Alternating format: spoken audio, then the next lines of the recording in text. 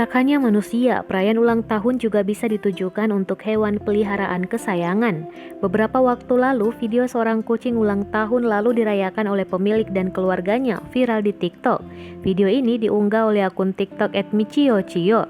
Terlihat pada video ini, pemilik menyiapkan kue ulang tahun untuk si kucing. Selain itu, terpasang banner foto si kucing dengan tulisan HBD Cio. Topi ulang tahun juga dikenakan pada kepala kucing itu. Saya dikonfirmasi Tribun News, pemilik kucing ini bernama Fasya Sulfa atau disapa Caca. Sementara si kucing dipanggil Michio. Caca mengaku ia dan keluarga serba memerhatikan kucing itu. Perayaan ini untuk ulang tahun si kucing yang ke-1 tahun pada hari itu. Pada akun TikTok @michiochio terlihat pula Caca mengunggah kisah di mana ayahnya sempat tak mengizinkan Caca merawat kucing di rumah. Ia mengatakan ayahnya sempat tak suka hewan kucing. Lalu Caca dengan saudara dan ibunya memaksa sang ayah untuk memberikan izin merawat kucing. Caca dan keluarga merawat kucing ras eksotik.